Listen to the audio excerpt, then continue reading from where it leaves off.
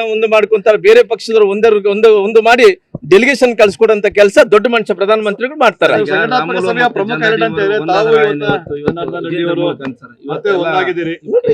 ನಾನು ನೋಡ್ರಿ ಪಾರ್ಟಿ ವಿಚಾರ ಬಂದಂತ ಟೈಮಲ್ಲಿ ಬಹಳ ಕ್ಲಿಯರ್ ಆಗಿ ನಾವು ಯಾವತ್ತಿದ್ರು ಕೂಡ ಒಂದು ಬೆಂಚ್ ಮಾರ್ಕ್ ಆಗಬೇಕು.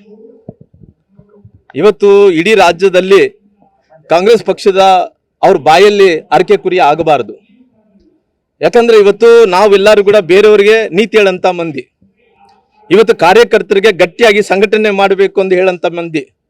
ಇವತ್ತು ನಾವೆಲ್ಲರೂ ಕೂಡ ಇವತ್ತು ನಮ್ಮ ಜಿಲ್ಲೆಯಲ್ಲಿ ಇದ್ದಂತ ಎಲ್ಲರೂ ಕೂಡ ಎಲ್ಲ ನಾಯಕರು, ಅದು ರಾಮುಲು ಮತ್ತು ಜನಾರ್ದನ್ ರೆಡ್ಡಿ ಒಬ್ರೇ ಅಲ್ಲ, ಇಡೀ ರಾಜ್ಯದಲ್ಲಿದ್ದಂತ ಎಲ್ಲರೂ ಕೂಡ ಒಂದಾದ್ರೆ ಪಾರ್ಟಿ, ಎಲ್ಲ ಕಾರ್ಯಕರ್ತರು ಒಂದಾದ್ರೆ ಸಂಘಟನೆ ಒಂದಾದ್ರೆ ಮಾತ್ರ ಪಾರ್ಟಿ ಜೊತೆಲಿ ಅಧಿಕಾರಕ್ಕೆ ಬರುತ್ತೆ.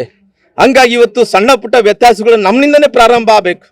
ನಾವು ನೀತಿ ಹೇಳಂತ ಮಂದಿ ನಾವೇ ಮೊದಲನೇದು ಪ್ರಾರಂಭ ಮಾಡಿದ್ರೆ ನಮ್ಮ ಕಾರ್ಯಕರ್ತರು ಕೂಡ ಅಲ್ಲಿದ್ದಂತ ವೈಮನಸ್ಸುಗಳು, ಅಲ್ಲಿದ್ದಂತ ಕಚ್ಚಾಟಗಳು, ಅಲ್ಲಿದ್ದಂತ ತೊಂದರೆಗಳೆಲ್ಲ ಕೂಡ ಬಗೆಹರಬೇಕು ಅನ್ನೋ ಕಾರಣದಿಂದ ಇವತ್ತು ಜನಾರ್ದನ್ ರೆಡ್ಡಿ ಅವರು, ನಾನು ಅವರಲ್ಲಿ ಮುಂಚೆ ಕೂಡ ಹೇಳಿದ್ರೆ ನಮ್ಮಲ್ಲಿ ಯಾವುದೇ ಭಿನ್ನಾಭಿಪ್ರಾಯ ಇಲ್ಲ ಇದ್ದಂತ ಟೈಮಲ್ಲಿ ಕೂಡ ಅವತ್ತು ಅವರು ಮಾತಾಡಿದಾರೆ, ನಾವು ಮಾತಾಡಿ ಅಲ್ಲಿ ಮುಕ್ತಾಯ ಮಾಡಿದ್ವಿ. ಪುನಃ ನನಗೆ ಗೊತ್ತಿರೋಂಥ ಪ್ರಕಾರ ಮೊನ್ನೆ ಆದಂತ ಟೈಮಲ್ಲಿ ಕೂಡ ನಾನು ಪುನಃ ಹೇಳಿದೆ ಜನಾರ್ದನ್ ರೆಡ್ಡಿ ಅವ್ರ ಬಗ್ಗೆ ನಾನು ಯಾವುದೇ ಇಲ್ಲ ಅಂತ ಹೇಳಿದೆ. ಮತ್ತೆ ನಾವು ಕೂಡಿದ್ರೆ ಕೂಡ ನನಗೆ ರಾಮುಲು ಜನಾರ್ದನ್ ರೆಡ್ಡಿ ಅವರು, ಶ್ರೀರಾಮುಲು ಕೂಡಿದ್ರೆ ಕರ್ನಾಟಕದಲ್ಲಿ ಎಲ್ಲ ಕೂಡ ಒಂದಾದಂಥದ್ದಲ್ಲ.